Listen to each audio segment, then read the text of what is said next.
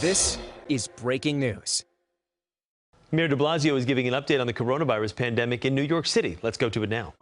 Last year, we had to do it a very different way. It was great, but it wasn't that same extravaganza we're used to. This year, back and literally better than ever.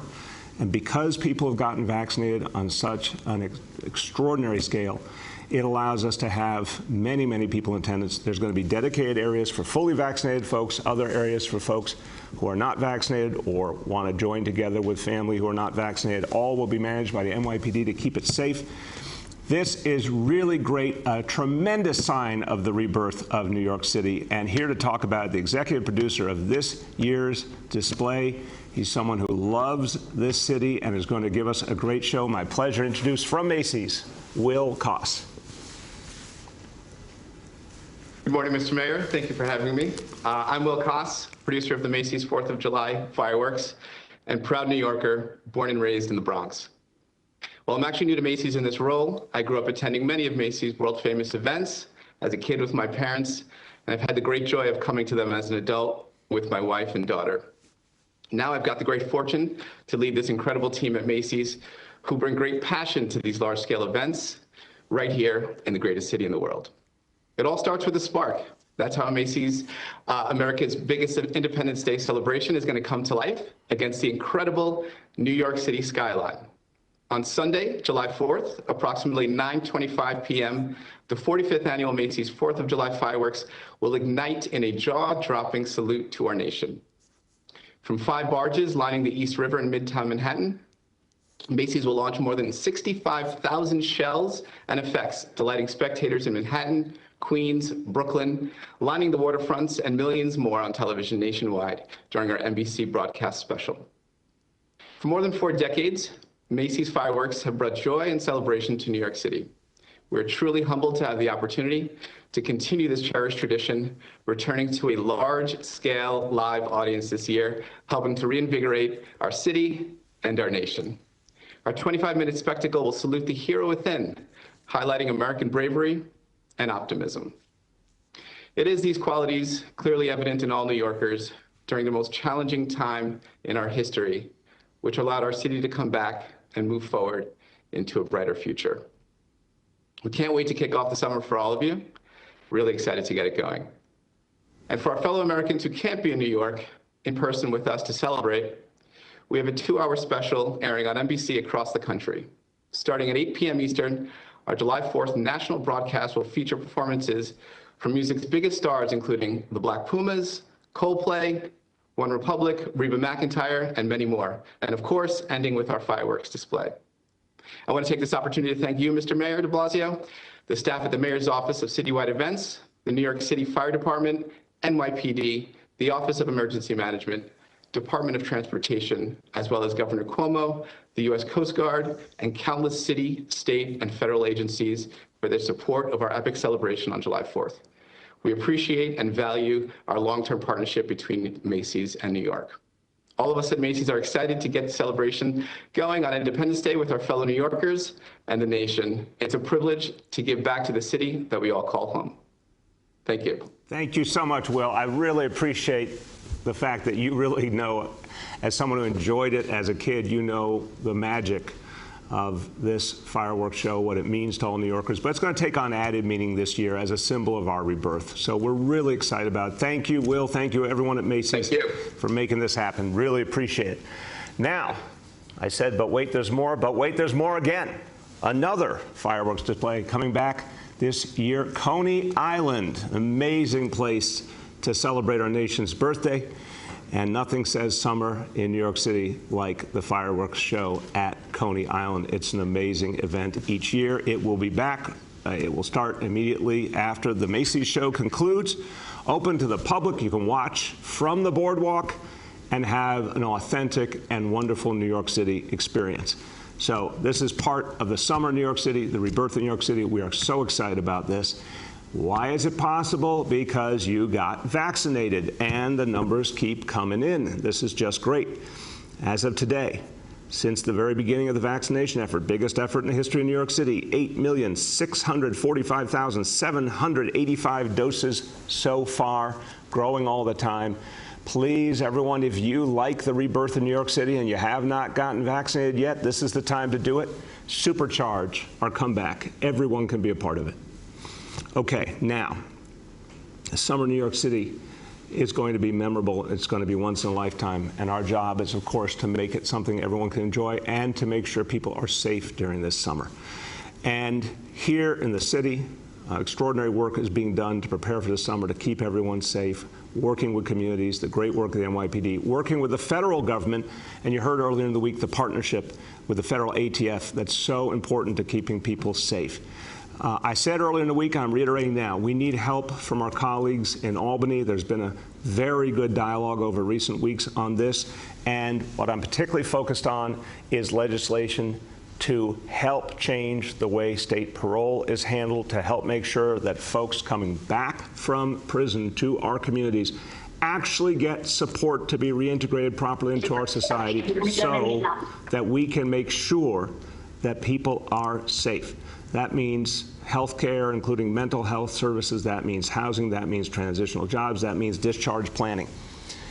The fact is that parolees coming back from prison are 4 times more likely to be involved in gun violence than other folks who have had a connection to the criminal justice system. 4 times more likely to either be a victim or a perpetrator. But the way to answer that is to give people the services and support that point them towards a better life, that point them towards redemption.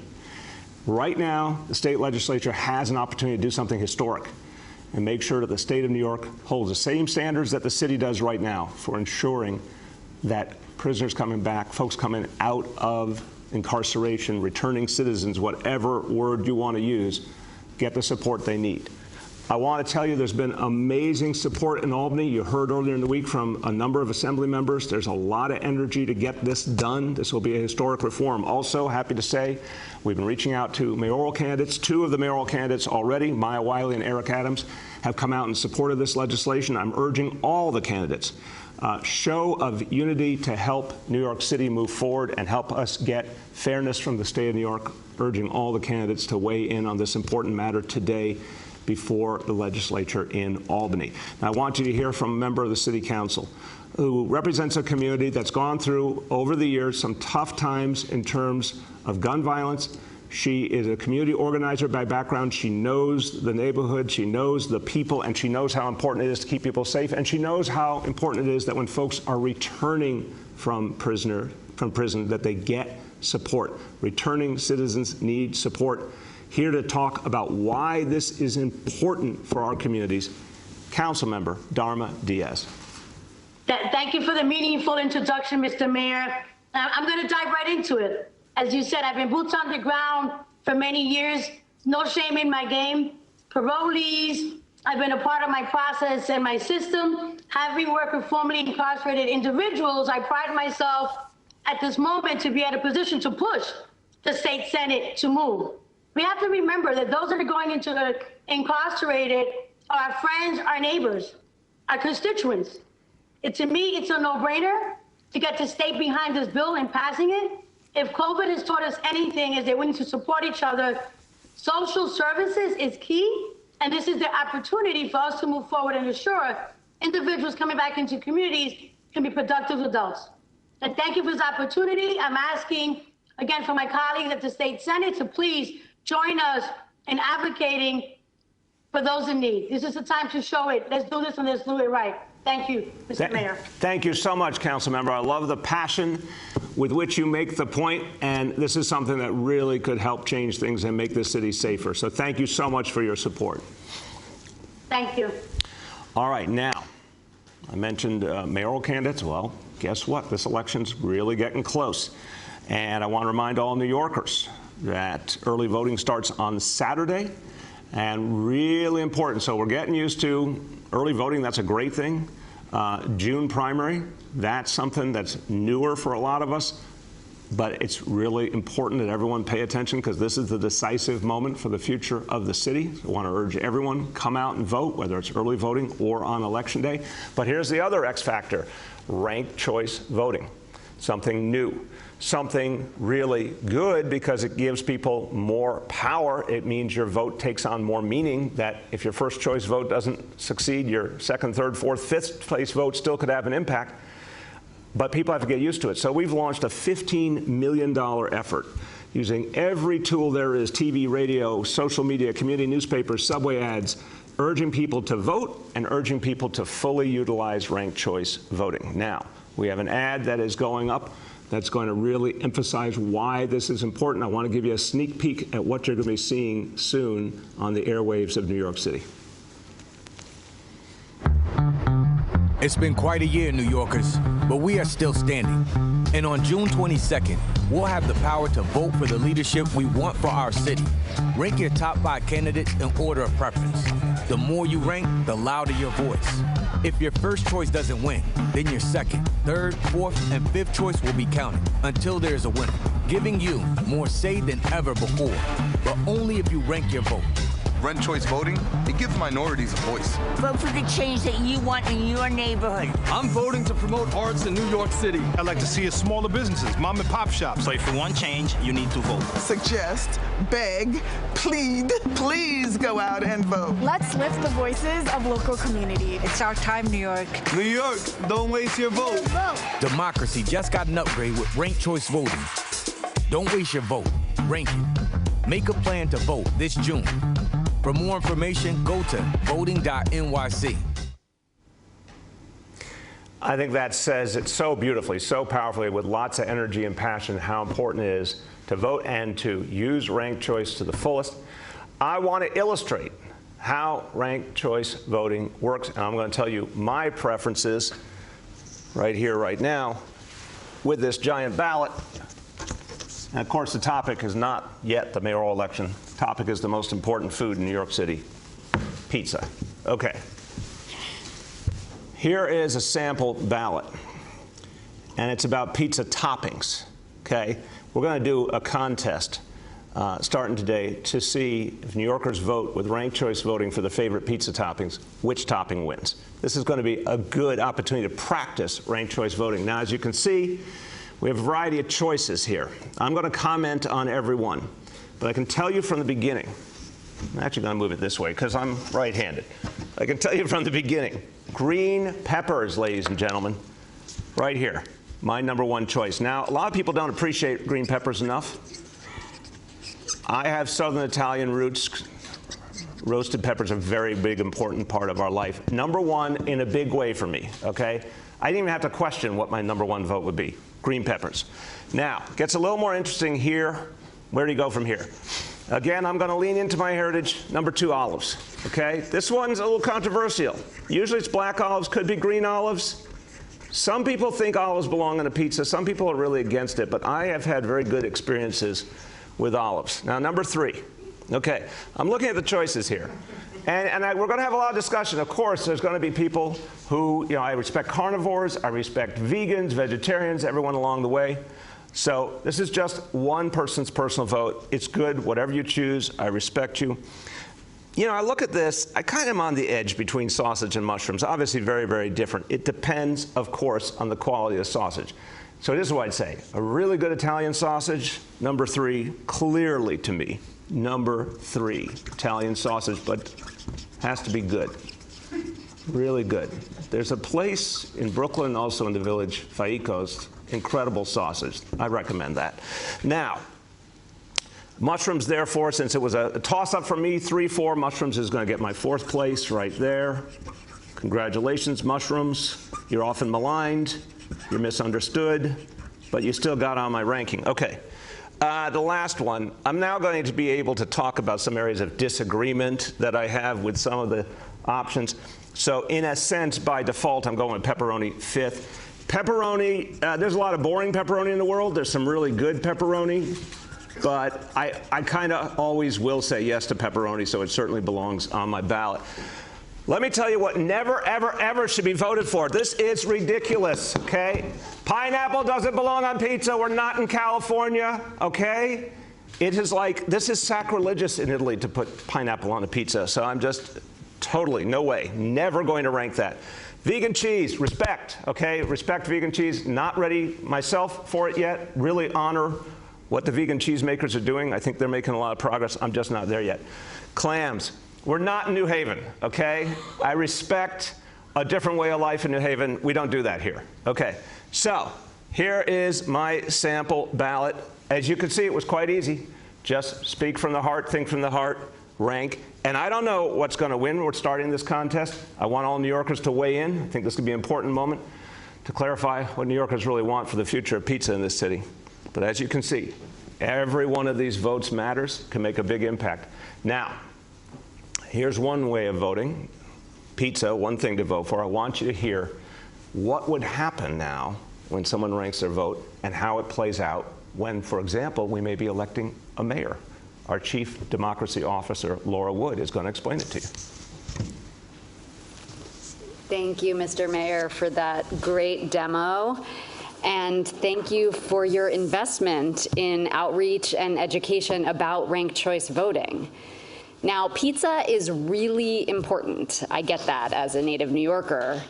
But even more important is our upcoming elections. And with so much at stake and the citywide rollout of ranked choice voting, public education is more important than ever, which is why Democracy NYC and our partners at the CFB, BOE, Rank the Vote, NAACP, just to name a few of the many, many groups out there that are educating New Yorkers through multilingual workshops, Get Out the Vote programming, community engagement, phone banking, tech tools, print and digital media campaigns. And our efforts are making a difference. Through our campaign, we have already reached millions of New Yorkers in more than 20 languages about this new system of voting. As the mayor said, ranked choice voting is new and it can empower New Yorkers, but only if enough New Yorkers actually rank multiple candidates. So back to the pizza toppings ballot, which I hope everyone will take the time to fill out. As you saw, it's quite easy. If your first choice is sausage, but it doesn't win, your vote goes to your next choice, let's say pepperoni. And after that, cheese, for example, and on down the line until there's a winner. But if you only pick sausage and sausage gets eliminated, you have no more say in which topping wins. So pick a few toppings that you kind of like, just like the mayor did, to ensure you don't wind up with a topping you really don't like. If you hate onions, like I personally do, don't rank onions. In fact, I hate them so much, I made sure they weren't even on the ballot. That is power, Laura. Okay. But you know, there's plenty of toppings that I like just fine, and so I encourage you all to do your homework both on the pizza toppings and, more importantly, of course, on the candidates for these local offices. You can find out more about them at voting.nyc. You can even practice filling out a real ballot there if you want. And please do help us spread the word. This campaign is really having an impact, but people talking to their friends, their family, their neighbors really will help us get the word out. And so we really encourage you to do that. And if you're interested in learning more or getting more involved, there are lots of multilingual resources on our website.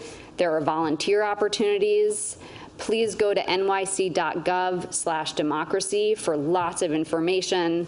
And I do just want to give a shout out as well to our partners at Ranked Vote that created this awesome pizza ballot that you can all use, as well as other multilingual sample ballots. So please make your plan to vote. Remember, early voting is June 12th through the 20th. If you want to vote absentee, request your ballot by June 15th. And then, of course, you can always vote in person on June 22nd, primary day itself. Thank you so much, and back to you, Mr. Mayor. Thank you, Laura. Okay, now, we need all New Yorkers to get in on this, okay? This is a chance for us to practice and also answer an age-old question about which pizza we value most. So this is the most pertinent place you're going to find on a government website this week, nyc.gov/votepizza. Yes, you heard me, nyc.gov/votepizza. Get in this, Speak New York City. Let's find out who the real winner is, and we'll announce the winner next week, right here from City Hall. Now, I want you to hear from a city council member who kind of pulls together everything we've been talking about. His district he lives in has great views of the Macy's fireworks. He is a tremendous pizza enthusiast, and he believes in ranked choice voting as a democratic reform. I want you to hear from Councilmember Keith Powers. Thank you, Mr. Mayor, and I agree on all three of those things, and I am a pizza enthusiast, but thanks for having me here today. And I have to say, it's a bold choice putting olives on the pizza. I respect you being public about that. That is a bold one, but I appreciate it, and I love the pizza vote.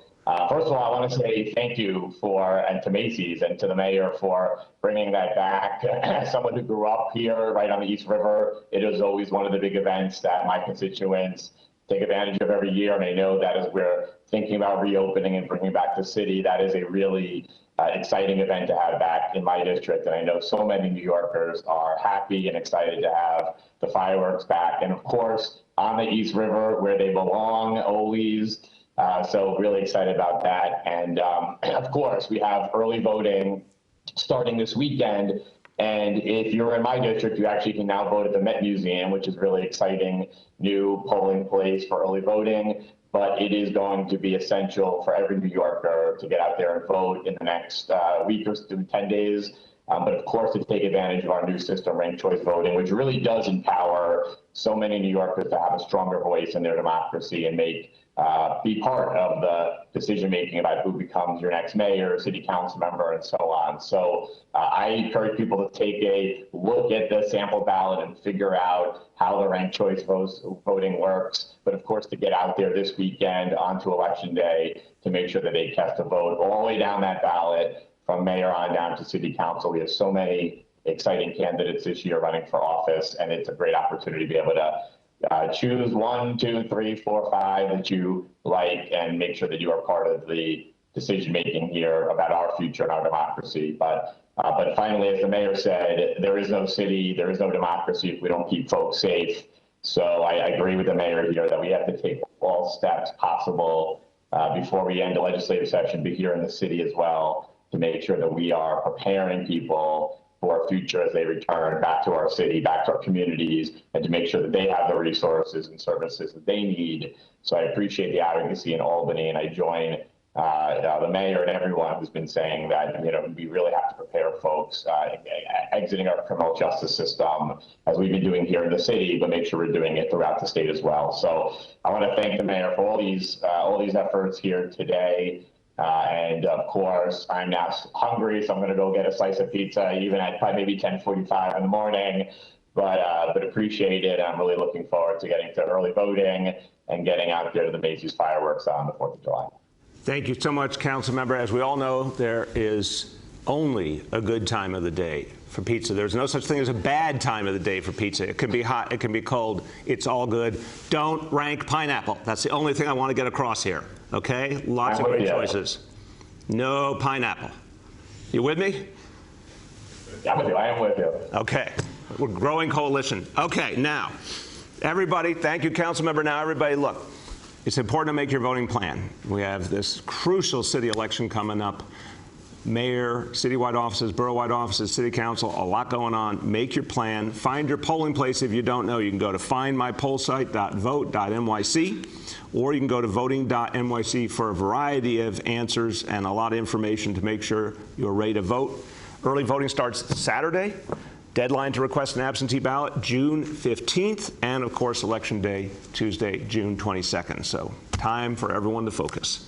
Okay, and what we focus on every day are indicators. So here we go. Number one, daily number of people admitted to New York City hospitals for suspected COVID-19. Today's report, 75 patients.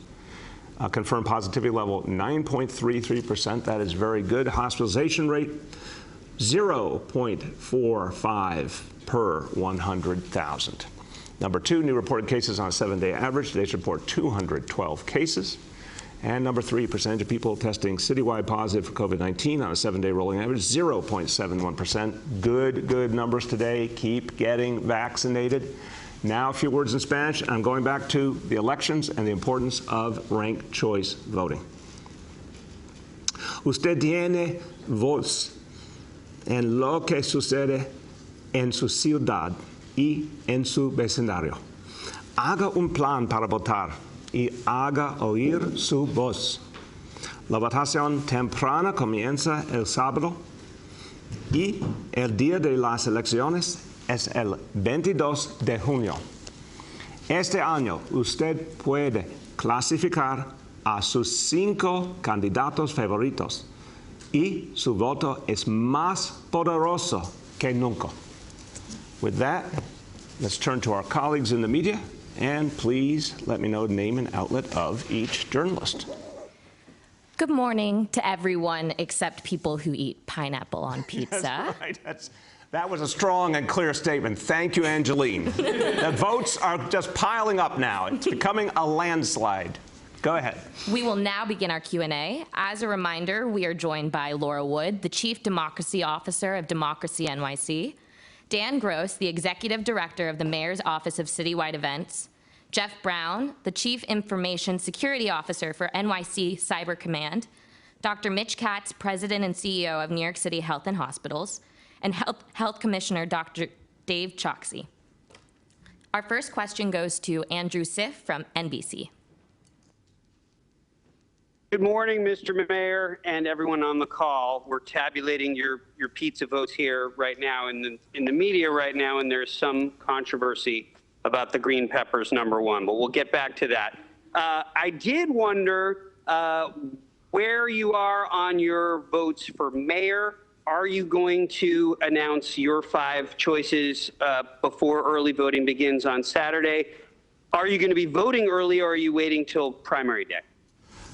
Andrew, first of all, I have great faith in you as a fair vote counter, and I think you're going to find that green peppers have a lot more support than you think. So I am going to vote on primary day on June 22nd. I am going to think about how much I want to share with the people of the city. If I think it's important to go into detail about what I'm feeling, I will, but I'm really going to watch. I want to see the next few days of what the candidates say and do. So that's a decision I'll make later on, but definitely planning on voting on June 22nd and planning on ranking 5 candidates for sure. Go ahead, Andrew.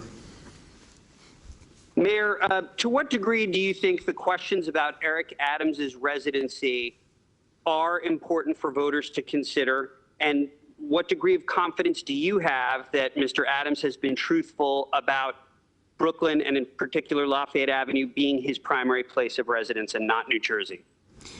Yeah, Andrew, I've known Eric Adams for decades. He's clearly he's a Brooklynite. He's a New Yorker. He's served the city in many different capacities. I just don't see an issue here. Our next question goes to Katie Honan from the Wall Street Journal. Hey, good morning, Mayor de Blasio. It's nice to see you reclaiming pizza, which had been a very controversial topic for you in your 2 terms. Now, Katie, wait a minute. Now, hold on. I didn't feel it was controversial. I felt like I was living my truth, okay? And there's some pizzas that should be eaten with a knife and fork and some that shouldn't, and I'm okay with that. So if anyone wants to have that debate, I mean, that's right up there with the pineapple debate, obviously, but I'm ready for that. Bring it. That's my message. Bring it. Go ahead, Katie. Now I get it. With all those green peppers and olives, you need a knife and fork. See? Thank you, Katie. Thank you. Someone understands.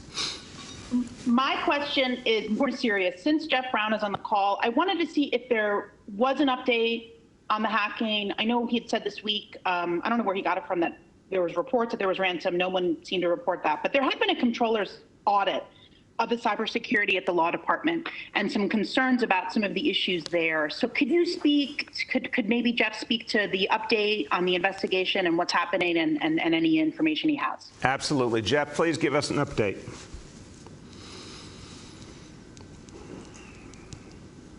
Hold on, we're getting Jeff. Okay, do you have me? There we go. Terrific. Happy to do so, sir, and thank you for the question. So, as stated earlier, there's still no evidence, that's no evidence, of damage to city systems from the attacker. no evidence of unauthorized encryption of city systems or data, and no evidence establishing data exfiltration. Also, as said earlier this week, no ransom. So that's the update as of right now. The investigation is ongoing. Thank you for the question. Thank you very much. Go ahead, Katie. Yeah, and I guess I know when you had announced the homecoming concert last week, you said that there would be more updates, particularly about what will be going on in the other boroughs. Do you have any update to that? Look, that's going to be in August. We expect to have a lot to say in the coming weeks on it. Not yet, but it is definitely going to be a major, major series of activities, 5 boroughs. And I'm excited about it, and I really want us to both celebrate all 5 boroughs and also celebrate the talent that has come out of this city. So more to come on that. Our next question goes to Stacy from Box 5. Stacy? Stacy? I'm not hearing Stacy. Having trouble. All right, we're going to come back to Stacy. Our next question goes to Mike Gartland from the Daily News. Okay, can you guys hear me now? We got Stacy. Stacy's there. And we're back to Stacy. Stacy. Oh, I am here. Okay, thank you so much. Sorry about that spotty area. My first question is actually about the Summer Rising program, Mr. Mayor. We know it's just a couple of weeks now until the end of school, and Summer Rising will be starting. And we're hearing from the principals union that principals really are not getting information or details about what's going on. They don't know how many students are enrolled at each program at each school, if more teachers need to be hired. When are more specific details going to come out about this program for both the principals, teachers, and parents and students? Well, for parents, thank you for the question, Stacy. For parents and students, it's real clear. Every student will be accommodated who wants to be a part of it. This is not summer school as we used to know it, which was associated with kids who had had some challenges during the year and needed some extra time and catch up.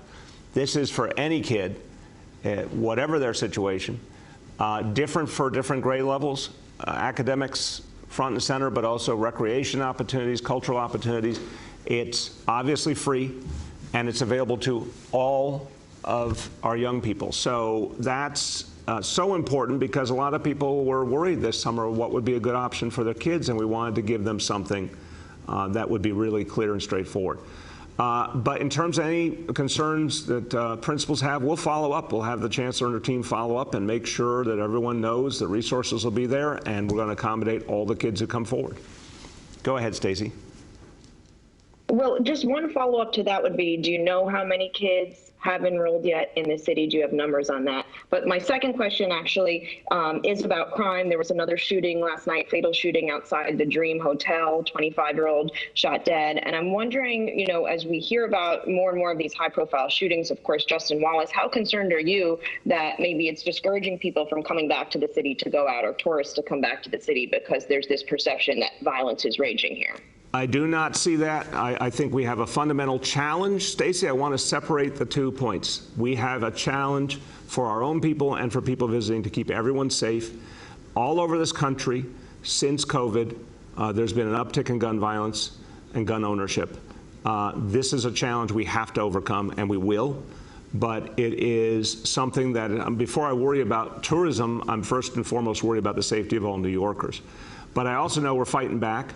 NYPD is doing more gun arrests than ever before. Communities are working more closely with the NYPD again. We're going to turn this around. As for tourism, Stacey, you can see with your own eyes, tourists are coming back, and they're starting to come back in really big numbers. I talked about earlier in the week. This last weekend, we had 72% capacity in our hotels being filled. I did not expect in June to see our hotels at 72% full after what we had been through. I think you're going to see this grow rapidly. I keep talking about summer of New York City. I mean it. People want to be here. People are coming back energetically. And they know overwhelmingly it is a safe city, and they know it is the best place on earth to visit. So they will be back. Our next question goes to Mike Garland from the Daily News. Morning, Mr. Mayor. Hey, Michael, how you doing? No anchovies, no eggplant.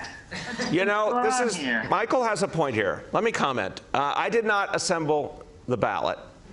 Obviously, Laura Wood used her influence to keep onions off. I wasn't going to rank onions anyway. That's okay. But you make an excellent point. Anchovies, and I say it because some of my roots are Neapolitan, you know, anchovies, big deal to us. Not sure I would have ranked it, but it did deserve to be heard. But eggplant, that's a big one. That's a big one. I love eggplant. So I'm glad you spoke up for eggplant, Michael. Now, to your question. Well, you know, I had to. A couple of questions. So, on the question of, you know, Eric Adams' residency, you know, and Andrew asked about this earlier. You know, there's been this discussion about whether this kind of conversation about his residency amounts to like a sort of birtherism, and I'm kind of wondering, you know, what your thoughts are on that. I mean, about this just conversation in general. I mean, do you think it's a fair conversation to even be having, or do you think it's not? Yeah, I just don't see any problem here at all. Here's a guy who, you know, born and raised in New York City. We know his personal story.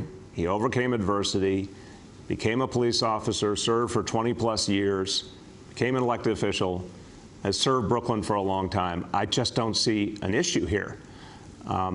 Clearly a New Yorker, clearly a Brooklynite. Let's get back to talking about the issues that actually affect New Yorkers and decide who's going to serve our city best going forward. That's what I'd say. Go ahead, Michael. Thanks, Mr. Mayor. The second question I have is for Mr. Brown. Simple, pretty simple question, just a yes or no question. Was the law department using multi-factor authentication prior to the hack? Go ahead, Jeff. So on that question, I just want to make it clear, New York City Cyber Command did issue a directive, a standard and policy, all associated with multi-factor authentication to all agencies. But at this time, answering questions about the protection of city systems could give the attacker insight into the city's IT environment or insight into the ongoing investigation. I also want to make one more point here. There's a concept in cybersecurity and many different security disciplines called defense in depth. This is an important point, defense in depth. And as I noted earlier, all the analysis today indicates that defense in depth strategy worked. The analysis is still ongoing and the investigation is still ongoing. Thank you for that question. Thank you very much, Jeff. Go ahead. Our next question goes to Henry Goldman from Bloomberg.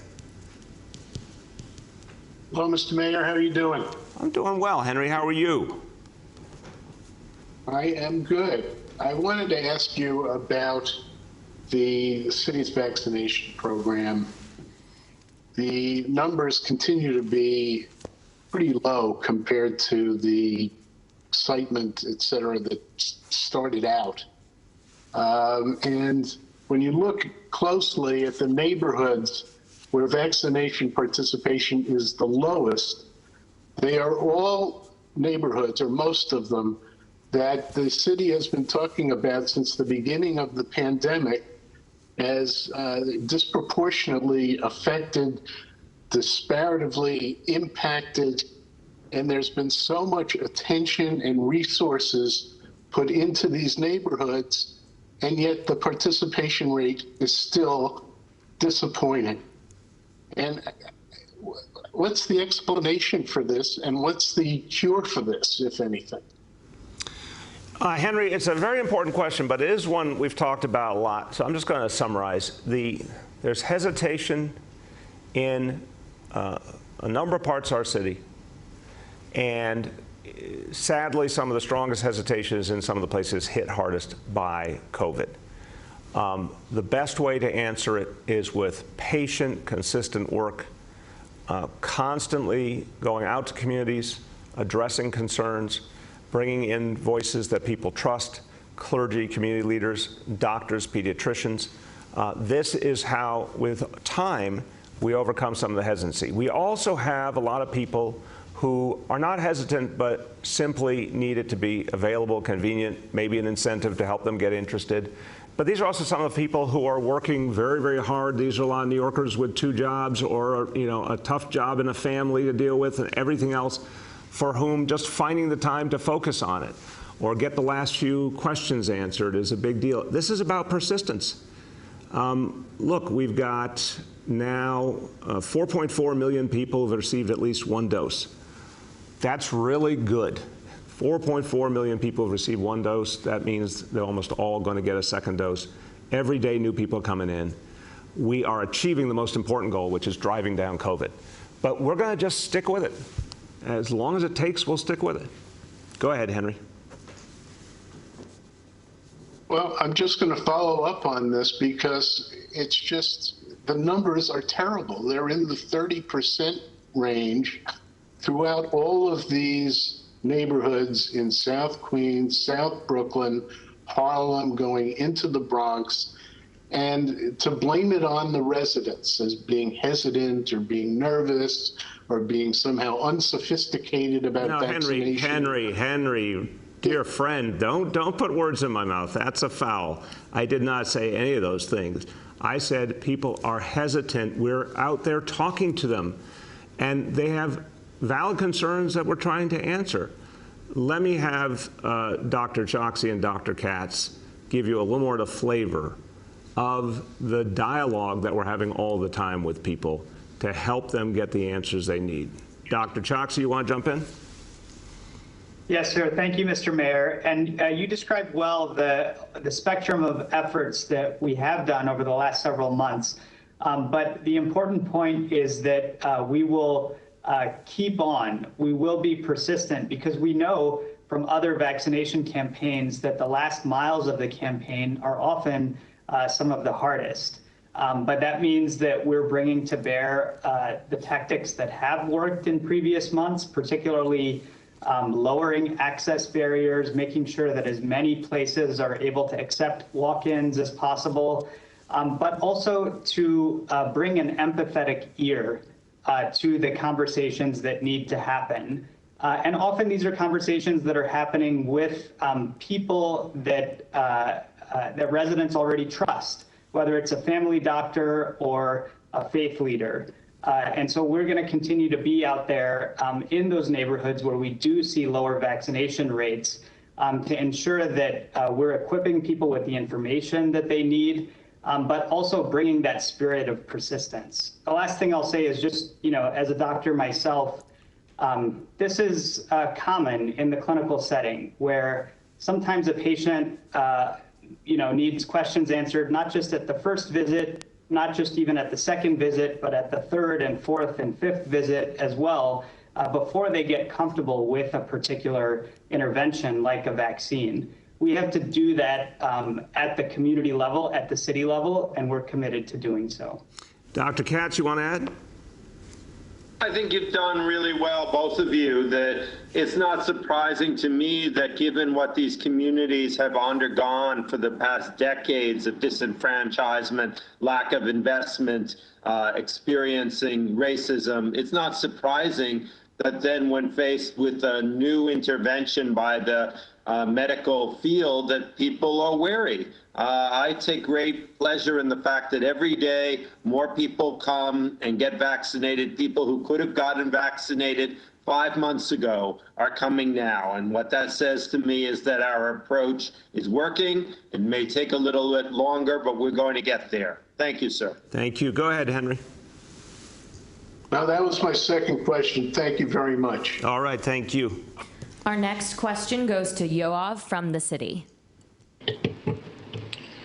Hi, Mr. Mayor. Apologies for sounding like a broken record, but I wanted to ask you about the 64 videos of alleged police misconduct that the New York Times assembled from last year's protest. I was able to get some of the outcomes, so thank you and your office for that. However, the NYPD, there are 9 cases where allegations of misconduct were substantiated against officers or partially substantiated. And NYPD says it is not providing the names of those officers, even though they're allowed to under 50A, with the repeal of 50A. They essentially say they have a policy of not identifying officers if the misconduct is minor. And I should also add that they're not saying which allegations were confirmed in those cases. So, but I want to ask you about the identification of officers against whom misconduct is confirmed, but the discipline is minor. Are you, I guess, is that the policy of the NYPD and your administration? And if not, well, if it is, could you just explain it, please? Look, obviously, I believed strongly in the repeal of 50A, and thank God it happened because it was standing in the way of building a sense of trust between police community and a sense of accountability and transparency. So I'm very, very glad 50A was changed. We have been putting out a huge amount of information about discipline, current and past. I'll look at this, Yoav. I don't want to comment on the specifics until I hear what the concern is at the NYPD. I will say, just go look at the voluminous material that's been put out about police discipline, individual cases, real names, real facts. That's the way we want to go. But I will follow up to find out what the specifics are in this situation. Go ahead. Sure, and just one side note on that, the information that's been put up there only includes officers whose cases have gone to administrative trial. So they're also excluding minor discipline from the online database as well. I guess my other question is about the detention of legal observers in last year's protest. The officers who made that arrest have been exonerated, but you were asked at the time about that, and you had a question about whether some of the whoever gave the instructions to make the arrest of legal observers, whether they might deserve some form of discipline. The records that I was provided do not make clear whether any supervisors were investigated or disciplined for making that order. Do you think there should be discipline for whoever made that order, or do you know if there was any? I don't have the specifics. Look, again, it was an extremely complex environment. What I said very clearly and believe fundamentally, once it's clear someone is a legal observer, they must be respected, their rights must be respected, they shouldn't be arrested. Obviously, the same with media. We had a very complex, ever-changing situation a year ago. I don't know if that has been resolved, what happened in that case, and what the supervisor's role was. We will get you the facts on that. It certainly is important to get to a final resolution there, so we'll get you the facts on that for sure. We have time for 2 more questions today. Our next question goes to Abu from Bangla Patrika. Hello, Mayor. How are you? Good, Abu. How you been? Good. Having a Bangladesh-style tea and cookies. Okay, you know that we're going to have other contests as well, Abu, but I will tell you, this is breaking news, everyone, that over 500 people have already voted on the pizza ballot. I remind everyone, go to nyc.gov/votepizza. This is like the best, clearest name ever, nyc.gov/votepizza. But Abu, you're right, yes, we should consider other foods in the future too. Yes, how about the health condition? If someone eats pizza, then... You know, we did not consult with Dr. Choksi, but I am declaring pizza a health food. It has protein, it has vegetables, that's health food. We're done here. Okay. Oh, good. Good. Right, that's very clear. Thank you. Resolved. Resolved. So, Mayor, you are the leader of the city. Millions of people, they follow you all the times. Some other of my colleagues already asked you direct question, but let me ask you one question. Millions of New Yorker, New York City residents, they are waiting to vote as you appeal to them, but they want you to give them a direction where they're supposed to go for mayor, a vote. They are your follower, they are your supporter, they always follow you. They are confused where they're supposed to go. Well, thank you, Abu. That's kind of you to put it that way. I am very, very proud over the years to have received the support of so many New Yorkers, you know, city council and public advocate, and now mayor. And I have incredible experience going out into communities and talking to people, and I know I'm listening to them, and I'm always humbled when people are listening to my thoughts.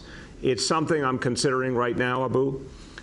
If I'd make the decision that I want to urge people in a certain direction or offer certain observations, there's certainly time to do that, but I want to watch this election a little bit longer. I want to hear more from the candidates, and then I'll make a decision if it makes sense to do that. Go ahead, Abu. Any idea when you can make a decision? And the second question, let me just ask the second question. As everybody asking about the law and order situation, being a reporter, being a journalist, I visited many places like Church and McDonald Avenue in Brooklyn, where most of the Bengali business resided. Then I went to Jackson Heights. I went to Jamaica, Hillside Avenue, where and then Parkchester and other areas. And I found there is an uncertainty and fear of the people who who used to open their store 24 hours a day, but nowadays after 12 o'clock they are not comfortable to open the store. So the city is, are you thinking about to provide the law enforcement or security, more security in that area where people can be comfortable to, be like before? Yeah, it's a great question, Abu. Thank you. Look, I do believe there's a direct interconnection of recovery and public safety. I think the recovery, you can see with your own eyes, so many elements of recovery are happening. Clearly, jobs are coming back, economic activities coming back, street activities coming back. That's going to help us improve public safety, and vice versa. We need to keep doing more work on public safety to keep encouraging the recovery. My point is, I think you're going to see over these next few months New York City being more and more, quote unquote, normal, more and more back to what it was before. People are going to be out this summer. They're going to be out enjoying the city fully, including late at night. That's going to help make it safer. Absolutely, a priority for the NYPD is to protect the store owners, to protect the whole way of life of this city, including in the overnight hours. So we continue to make those adjustments, but I think we should also recognize, coming out of a global pandemic, some of this will be achieved by just people getting back into the rhythms of their life before, and we absolutely see that happening. Our final question for today goes to Nolan Hicks from The Post. Hey, good morning, everybody. Hey, Nolan, how you doing? I'm all right, Mr. Mayor. Just, trying to understand how a man can make the pizza selections that you've made, but I digress. Nolan, Nolan, wait a minute, Nolan. I'm going to ask you, you have a right to an opinion. What would you rank first, Nolan? I'm a traditionalist of the options. I'd go with pepperoni. Okay, but pepperoni made my ballot. I mean, we have some common ground. Nolan, this is a moment of Americans coming together. We have common ground here. There it is. It made my ballot. And if you ever get the chance, prosciutto on a pizza is actually quite lovely. That is, I have to give Nolan credit. Authenticity points to Nolan. Big deal in my ancestral homeland, prosciutto on a pizza. Yes, that's a thing. Point for Nolan. On a couple of different matters here. Firstly, you've been speaking for months about the importance of making more tweaks to the state's bail reform legislation, particularly concerning the release of people who have been convicted on crimes like robbery or burglary or with gun charges, and then are subsequently let go without any bail. The legislature is closing today. It doesn't seem like there will be any tweaks to this law. What does it mean for the city, and what does it say about your standing and ability to influence things in Albany? The focus right now is on getting the parole issue right. This is something I've cared about for a long time. Criminal justice reformers have cared about. NYPD has cared about. This is something that could really be a crucial moment for the city. We feel like there's a good chance of getting something done. The notion that the state of New York takes folks leaving prison and literally to this day dumps them at New York City homeless shelters with no support, no job, no housing, no health services, no discharge planning. I mean, that's ludicrous. That's backwards. That's not fair to anyone. The state needs to own that responsibility for the good of all, to make us safer and also to be more humane to people, to help their rehabilitation. So that's where I think we can make progress now. Nolan, on the other issues, there's been ongoing dialogue over the last weeks with the legislature. They weren't ready to do something yet, but I do think this dialogue will continue. I think the legislature will be back in a relatively short time. They have some other important things I think they'll be dealing with. And we want to continue to talk about the discovery reform, which is a very good thing, but needs some tweaks. We want to continue to talk about bail, which is a very good thing, but needs some tweaks. But there will be, I'm quite convinced, another opportunity to do that. Go ahead, Nolan. Sure, and back to the matter of pizza and pizza toppings, which mayoral candidate is your pineapple? Ooh, Nolan. I need a cap so I can tip my cap. Okay, breaking news, over 1,000 ballots have been cast. This is the biggest thing happening right now. Let's just be clear. I have to keep telling the people, nyc.gov/votepizza. Get in this, people. Nolan, I appreciate the clever, thoughtful question. You took the moment, you went with it. But again, I'm going to watch very carefully all of the candidates, and I'm going to make my own decisions personally. Of course, I'm going to be voting. I'm going to be doing 5 candidates, and I'm going to think about if, how, when to share my thoughts with the people in New York City, but we're just not there yet. But we are there on pizza, okay? We're totally there on pizza. So, no pineapple. This is how I want to conclude today. No pineapple. Bad pineapple. Let me just say, pineapple, I respect you greatly.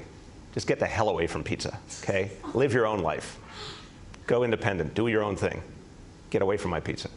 Thank you, everybody.